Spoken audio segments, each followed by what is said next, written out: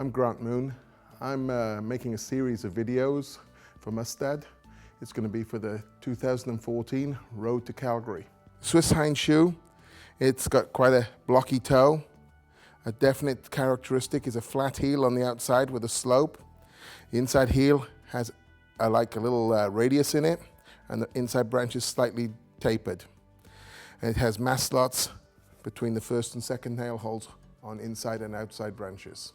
The shoe is made from 25 by 10, and this one I'm going to make from 330 millimeters.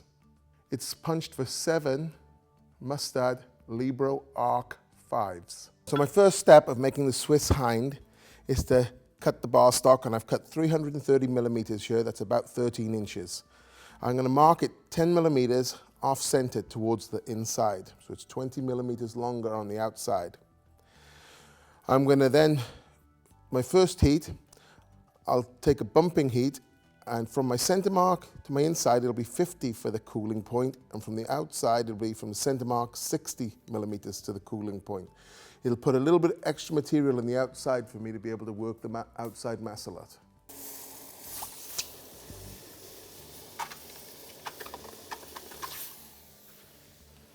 So the first thing is to bump up, making sure we keep it straight while we're bumping.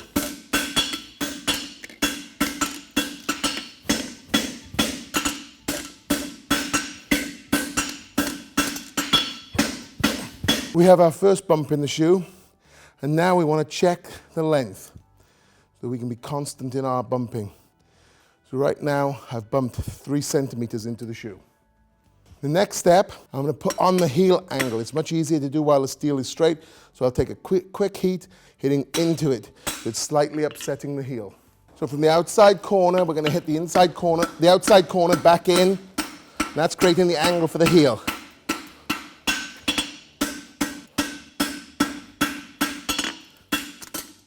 I'll put a bit of boxing on while I'm doing it.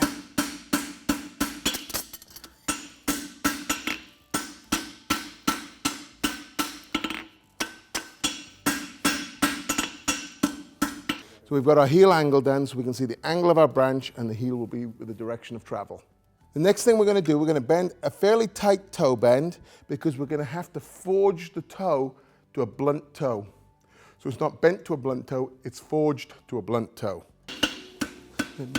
Bending a tight toe bend. So we're going to have a lot of forging to do on this to make it square. I'm setting my toe quarters. And now I'm going to start forging it from one corner to the center. I'll turn it. I'll go from the corner to the center.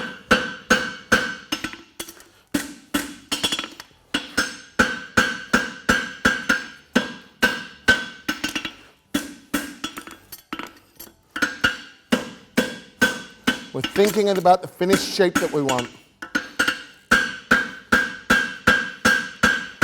Now I'll flatten it. Bring it back down to 10 millimeters. The next thing I'm going to do is going to forge into the inside heel to create the radius, the scooped out inside heel.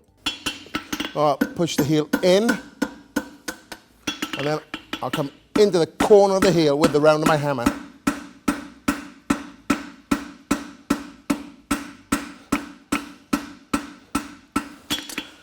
I'll flatten it. Into the corner again, shape the end of the heel, and now we can go to the horn, just clean it up.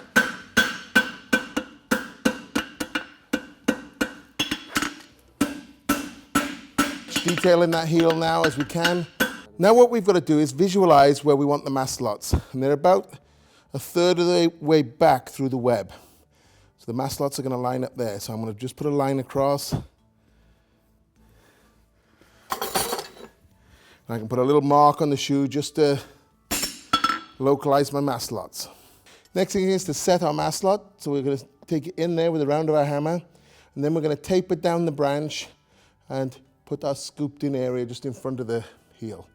Put it on the corner, set our masselot.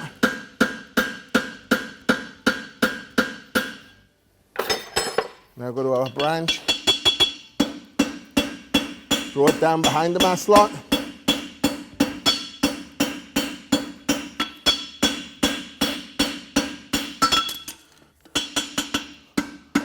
Think about creating that shape for the heel.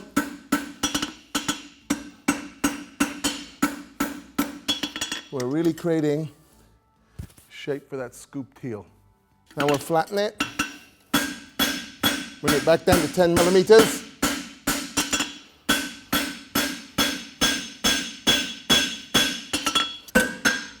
Flatten just in front of the heel. At this point, we do need to check the length so that we can be constant with our forging when we've got to make it to size. So right now, I've drawn this branch out to 160. Now we'll do the same to the outside. We'll set our masslot and clean up our branch. I'm going to take my crosspeen and localize my masslot. It just makes it a little bit more accurate in the corner.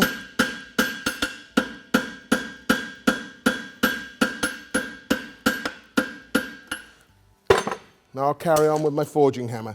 I'll draw out the branch a little.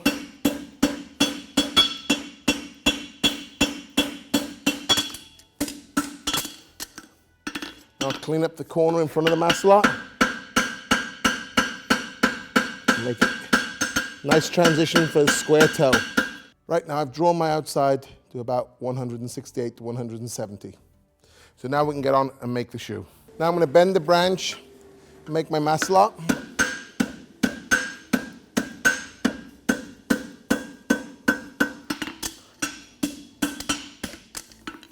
I can pull my masslot out.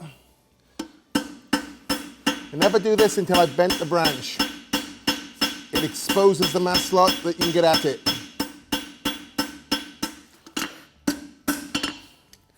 I'll clean the masslot up.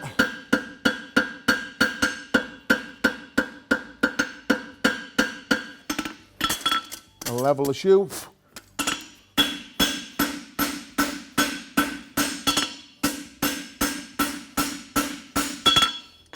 Now we can lay out our nail holes, one just in front of the masslot, one just behind the masslot, and then one at the quarters, and one in the middle. So I'm only punching, I didn't bring it too hot.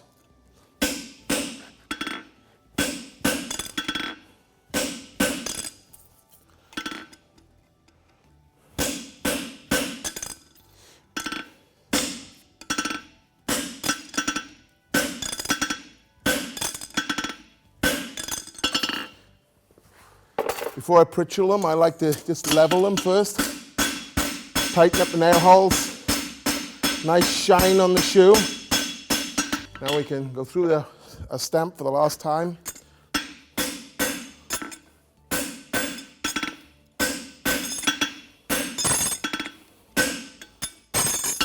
And because we've stamped deep enough, the pritchel should work very easy.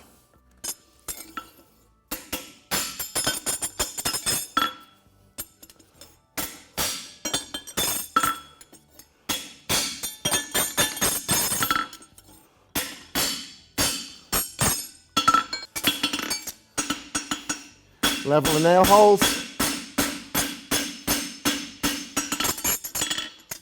And just go through with a back punch to square the nail holes up.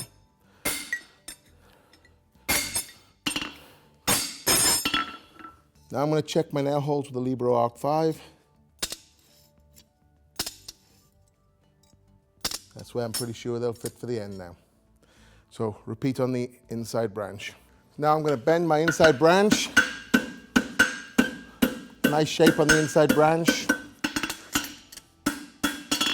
Put over the soft edge of the anvil, put the masslot there, and start pulling it down, enhancing the shape of it, trying not to damage the edge of the shoe. If we've got our masslot there, we can turn it over. It's just bent up a bit, we'll flatten it. Now we can go on and punch the shoe. One nail hole just in front of the masslot. One at the back of the masslot, one in just in front of the quarters. Work the edges, enhancing the shape. all the edges, flatten it,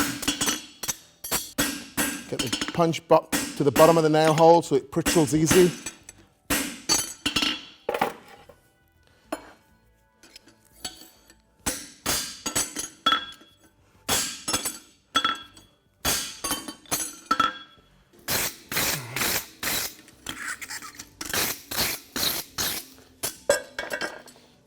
Okay, one feature I haven't put on yet is the slope on the outside heel. I'll just forge the outside heel, put the slope on it,